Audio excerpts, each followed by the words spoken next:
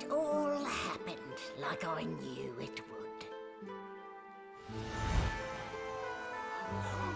A single drop of source magic. And, like flies to honey, the monsters swarmed. The rebel panicked. The carnage began. And the Magisters pointed their fingers at me. Just as I'd planned. What's going on, everybody? Mortym here, and I'm excited to talk about the release of Divinity 2 Original Sin, the Definitive Edition. So this actually brings quite a lot of changes that were honestly too numerous to bring in one video. It would take probably 2 or 3 hours to cover all of them, which is crazy.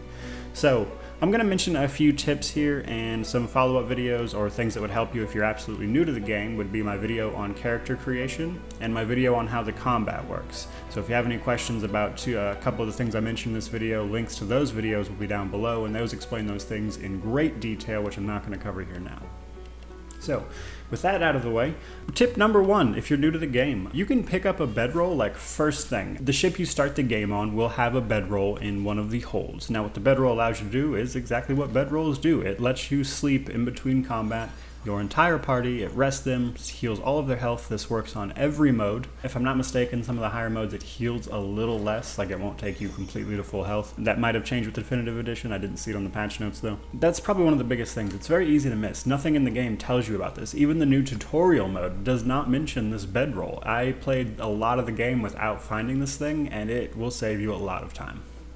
So, moving on, another quality of life thing is if you pick up your map, you're going to discover way shrines throughout the game. And if you click on any of them from the map, you can just immediately teleport there, which is going to save you tons of time walking. On to our third tip, we have Sargent Zorilla.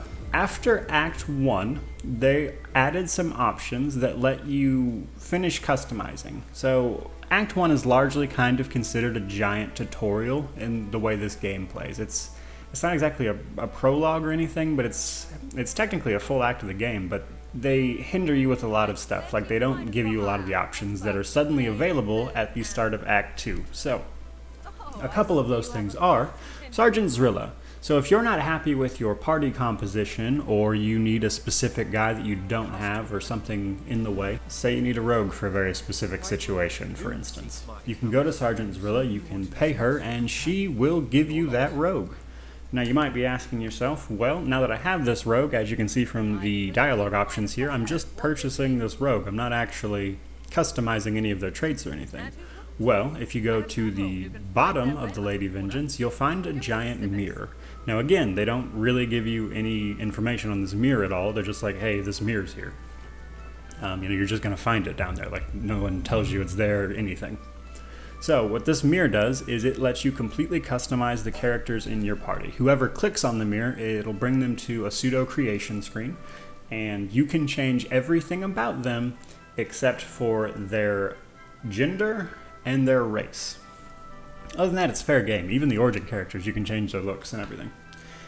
So from there, real quick before I go to the last tip, there are 2 talent changes I wanted to take this time to mention since we are in this creation screen. The Definitive Edition brought about quite a few balance changes, but most of it was UI stuff, exactly how much damage skills do. But they changed 2 of the talents in a huge way that warrant mentioning. If you do watch my video about which talents to pick, rather, I specifically go over the talents, and 2 of these are now going to be wrong because of these changes. So, here they are real quick.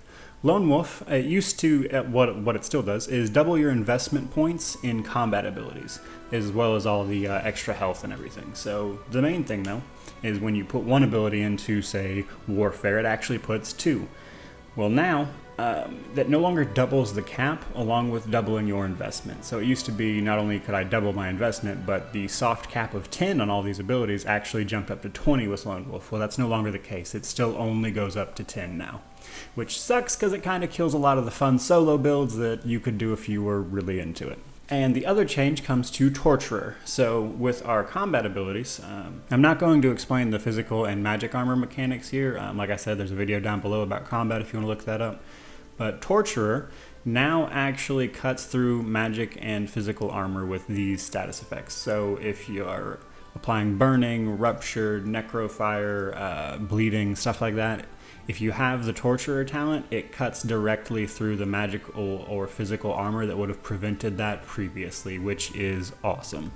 That's a huge change that makes a less awesome talent actually really cool. So I'm pretty excited about that change. Now, on to our last tip.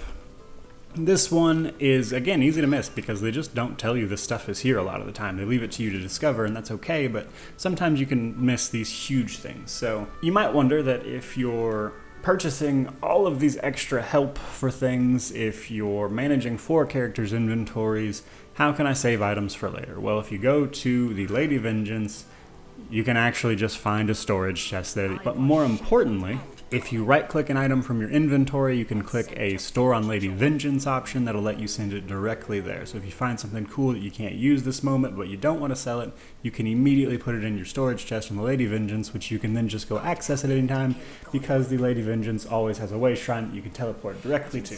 So there you go, guys. 5 tips for the new Definitive Edition for Divinity Original Sin 2. I certainly hope you enjoyed it. Again, if you have some questions about some of the finer points of character creation or combat, feel free to click on the links in the description below. Other than that, I hope you guys subscribe and stick around, but thank you so much for watching. Have a great day.